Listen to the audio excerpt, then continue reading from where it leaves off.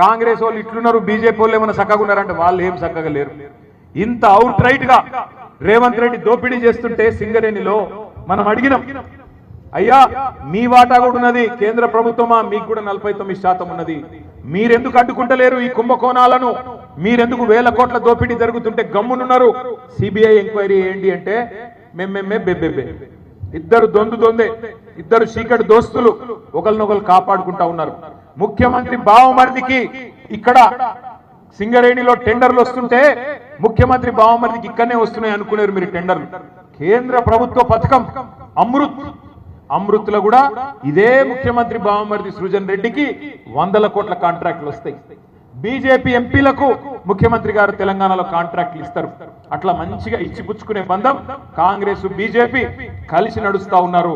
అందుకే ఒకరి దోపిడీ ఒకరు బయట పెట్టకుండా బ్రహ్మాండంగా కాపాడుకుంటా ఉన్నారు.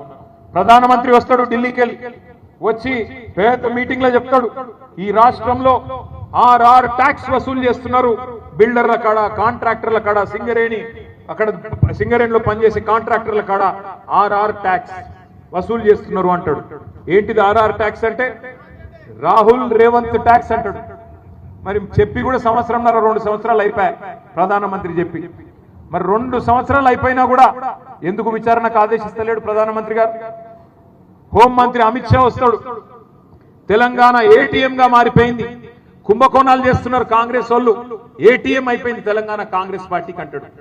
మరి దొంగలు ఎవరు పట్టుకోవాలి? హోంమంత్రి పట్టుకోవాలనా లేదా? పోలీసుడే పట్టుకోవాలి కదా. మరి దొంగను పట్టుకునే పోలీసులకు అధ్యక్షుడిగా ఉన్న హోంమంత్రి ఇలా ఆయన వచ్చి ఏటీఎం గా మారిందంటాడు తప్ప కార్వాయి చేయడు, విచారణ జరిపించడు. ఒకళ్ళ దొంగతనం ఒకళ్ళు బయట పడకుండా మంచిగా భద్రంగా కాపాడుకుంటా ఉన్నారు. ఇంకా దాని మీదకెళ్ళి ఒక కొత్త కుట్ర.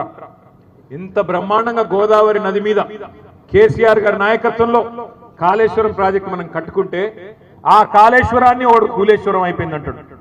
1,00,000 కోట్లు కొట్టుకపోయినాయి అబద్ధాలు మాట్లాడతారు. లక్షల కోట్ల అప్పు అయిపోయింది తెలంగాణలో అని చెప్పి తప్పుడు మాటలు మాట్లాడతారు. ఇట్లా ప్రజలను ఇంకా కూడా 2.5 సంవత్సరాలు గడిచిన తర్వాత కూడా 3 బడ్జెట్లు ప్రవేశపెట్టిన తర్వాత కూడా 3 నెలల్లో అమలు చేస్తామన్న హామీలు అమలు చేయకపోగా ఇంకా కూడా ప్రజలను మళ్ళీ బుకాయించే ప్రయత్నం చేస్తా ఉన్నారు కాంగ్రెస్ బీజేపీ 2 పార్టీలు కలిసి.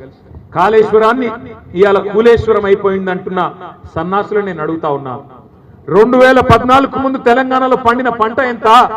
2021-22లో పండిన పంట ఎంత? కాంగ్రెస్ ప్రభుత్వం ఉన్నప్పుడు ఆనాడు తెలంగాణ ప్రాంతంలో 2014 ముందు దుర్భిక్షమైన పరిస్థితులు ఉన్న మాట వాస్తవం కాదా? తెలంగాణలో పంటలు ఎండిపోయి నీళ్లు లేక ఆఖరికి బోర్ల మీద ఆధారపడ్డ రైతులు బొక్కబోర్ల పడ్డ మాట వాస్తవం కాదా? తెలంగాణలో ఆనాడు 24 లక్షల మెట్రిక్ టన్నులు పండే పరిస్థితి నుంచి కేసీఆర్ వచ్చినాక 1,50,00,000 మెట్రిక్ టన్నులు పండిన మాట వాస్తవం కాదా? భారతదేశం మొత్తంలోనే పంజాబ్ ను హర్యానాను తలదన్ని నెంబర్ 1 రాష్ట్రంగా తెలంగాణ నిలిచిన మాట వాస్తవం కాదా? ఇది కాళేశ్వరం పుణ్యం కాదా? ఇలా మాట్లాడుతున్నారు. ఇక్కడికి వచ్చి ఆదిలాబాద్ జిల్లాకు వచ్చి తుమ్మిడి గట్టి కడతాం, ఎక్కడ కడతావు కనీసం ఐడియా ఉందా? డిపిఆర్ ఉందా? పక్కన మహారాష్ట్రతో ఒప్పందం అయిందా? ఎన్ని మీటర్లకు కనీసం అంగీకారం అయిందా? ఏది లేదు.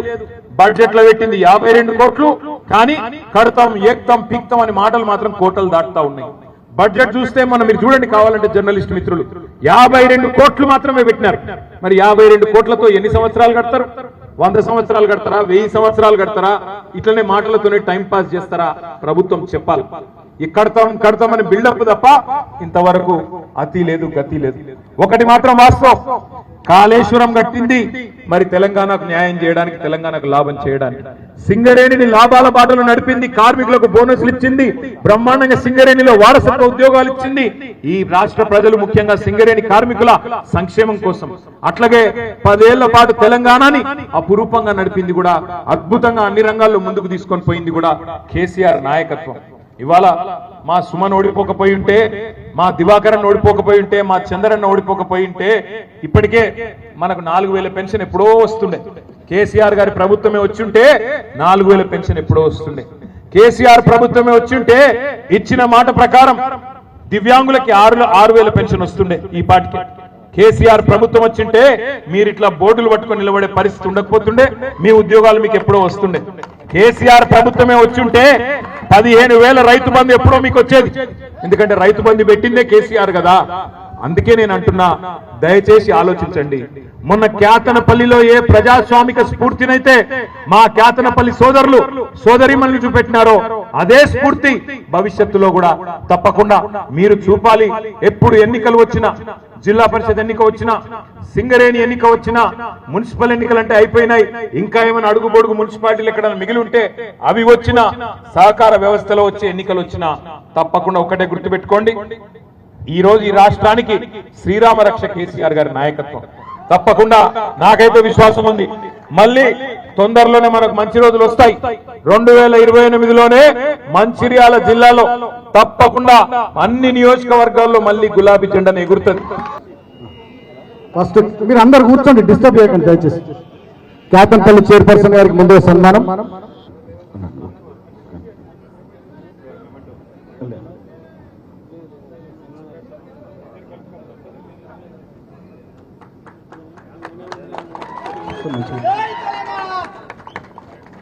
మన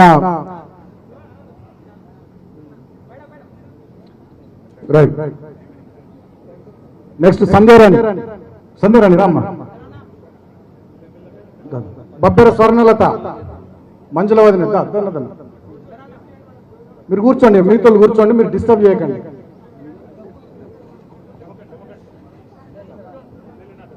వద్దురా సార్, సతీష్ అన్న కప్పుకో. సంధ్యారాణి, సతీష్, గట్టిగా చప్పట్లు కొట్టాలి. నెక్స్ట్ బబ్బెర స్వర్ణలత,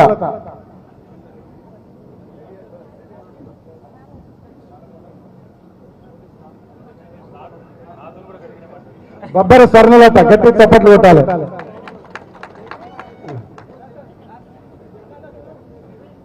మంజుల కుమార్ గారు,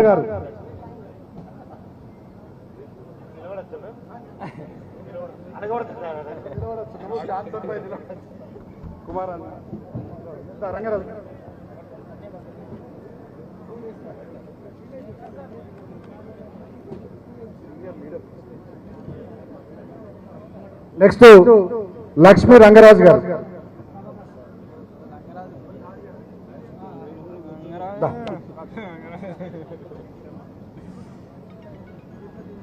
గట్టిగా చప్పట్లు కొట్టాలి.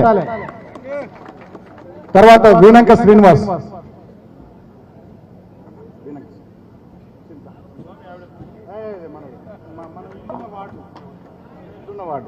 వీణంక శ్రీనివాస్ గట్టిగా చప్పట్లు కొట్టాలి. రైట్. రాజశేఖర్, యువకుడు, చదువుకున్న విద్యావంతుడు, ఫస్ట్ టైం పాలిటిక్స్ లోకి వచ్చిన రాజశేఖర్, గట్టిగా చప్పట్లు కొట్టాలి రాజశేఖర్ కి. శశన్నత, నానన్నుడు, సంపద,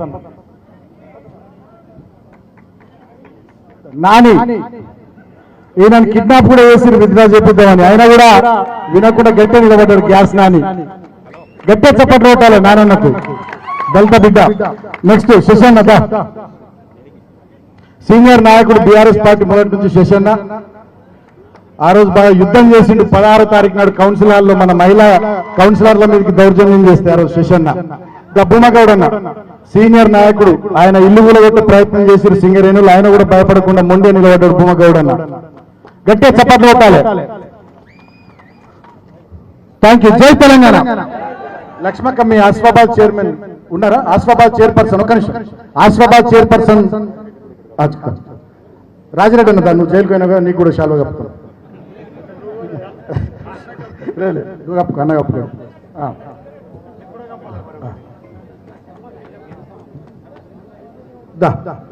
ఆసిఫాబాద్ చైర్పర్సన్ గారికి, వైస్ చైర్మన్ గారికి